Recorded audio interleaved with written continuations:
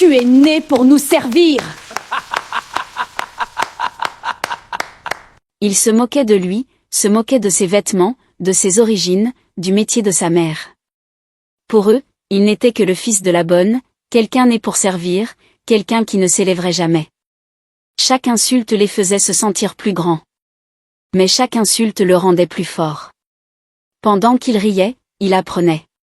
Avant que le soleil ne se lève chaque matin, Amélie était déjà réveillée. La petite chambre qu'elle partageait avec son fils était encore enveloppée dans le silence gris du matin. Les murs étaient fissurés et la peinture s'écaillait en fines boucles. La petite fenêtre ne fermait pas correctement et l'air froid s'infiltrait avec un léger sifflement. Mais Amélie ne se plaignait jamais. Se plaindre ne changeait rien à la vie. Elle pliait soigneusement sa fine couverture et la plaçait au bord du lit. Au petit évier dans le coin, elle se lavait le visage et attachait ses cheveux en un chignon net.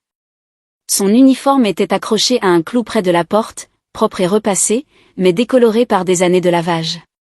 Sur le lit étroit derrière elle, Théo dormait sur le côté, un bras glissé sous sa tête. Sa chemise d'école était pliée soigneusement sur une chaise. Ses vieilles baskets reposaient en dessous. Même en dormant, son visage semblait sérieux, comme celui d'un garçon portant des pensées trop lourdes pour son âge. Amélie s'arrêta pour le regarder. « Que cette journée te soit douce », murmura-t-elle doucement. Puis elle prit son sac usé et sortit, fermant la porte sans un bruit. Dehors, le ciel était encore pâle. Les rues étaient calmes. Amélie marchait rapidement, ses chaussures tapotant doucement contre la route. Chaque pas qu'elle faisait, chaque matin tôt, chaque soir fatiguée, tout était pour une seule raison, Théo. Le manoir de la Croix se dressait comme un palais. Haute grille dorée, sol en marbre qui brillait comme des miroirs, lustres suspendus au plafond comme des étoiles figées, pièces si grandes qu'elles ressemblaient à des salles. Il était difficile de croire que des gens vivaient là tous les jours. L'argent n'était jamais un problème. Madame Delacroix portait des vêtements coûteux même quand elle restait à la maison. Léa, leur fille, adorait la mode. Si elle portait une tenue une fois, elle ne la portait plus. Alexandre, le fils aîné, commandait des choses en ligne juste parce qu'il s'ennuyait.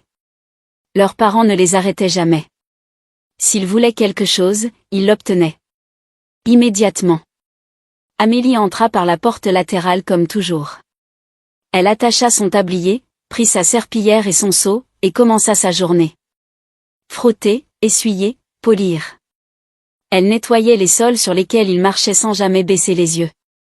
Elle époussetait les tables sur lesquelles ils posaient leurs objets coûteux. Elle lavait la vaisselle des repas qu'elle ne goûterait jamais.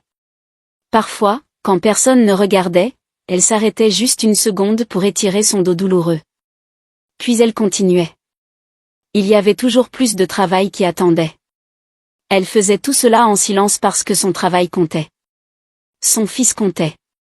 Après l'école chaque jour, Théo venait au manoir pour aider sa mère. Il portait des plateaux, essuyait les tables et lavait la vaisselle afin qu'ils puissent finir plus tôt et rentrer ensemble. Il ne se plaignait jamais. Mais quelqu'un remarquait toujours. Léa et Alexandre. Regardez qui est là, dit Alexandre un après-midi, appuyé contre le comptoir de la cuisine.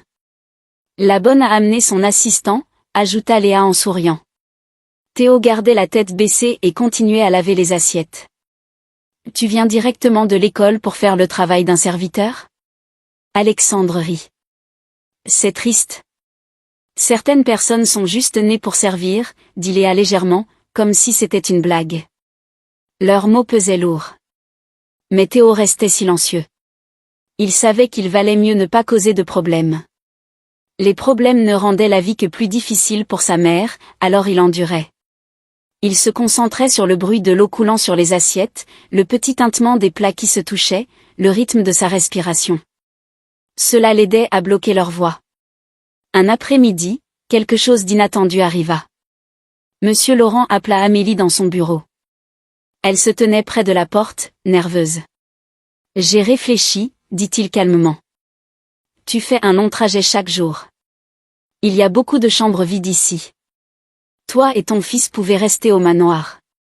Cela rendra le travail plus facile pour toi. » Les yeux d'Amélie s'agrandirent. « Monsieur, vraiment ? » « Oui, » répondit-il. Ce n'est pas un problème. Pour Amélie, cela ressemblait à un miracle. Plus de frais de transport, plus de temps, plus d'économies pour les besoins scolaires de Théo. Merci, monsieur, dit-elle, la voix tremblante de gratitude. Elle se dépêcha de le dire à Théo. Pour la première fois depuis longtemps, l'espoir semblait proche. Mais tout le monde n'était pas content. À l'étage, Léa avait tout entendu. Elle courut vers sa mère. Maman, papa laisse la bonne et son fils vivre ici. Le visage de Madame Laurent changea immédiatement. Ce soir-là dans la chambre principale, sa voix était tranchante de colère. Chérie, comment as-tu pu donner une chambre à cette femme dans ce manoir? Claqua-t-elle. Tu ne laisses même pas la plupart du personnel rester dans les quartiers des serviteurs. Monsieur Laurent ne leva pas les yeux de son ordinateur portable. Il y a plus de chambres que nous en utilisons, dit-il calmement. Sa chambre sera loin des nôtres. Ce n'est pas une grosse affaire. Madame Laurent croisa les bras fermement. C'est une grosse affaire, marmonna-t-elle. Ils devraient se souvenir de leur place. Monsieur Laurent soupira, mais ne dit rien de plus. Madame Laurent se retourna et sortit de la pièce en trombe, ses talons claquant fortement sur le sol à chaque pas en colère. En bas, Amélie et Théo portèrent leurs petits sacs dans le manoir. Leur nouvelle chambre était grande comparée à leur ancien logement. Les murs étaient lisses. La fenêtre fermait correctement. Il y avait même une petite armoire. Théo regarda autour de lui en silence. « C'est bien, dit-il doucement. » Amélie sourit. La vie s'améliore. Elle croyait que la vie allait devenir plus facile. Elle ne savait pas que vivre plus près de la famille Laurent ne leur apporterait pas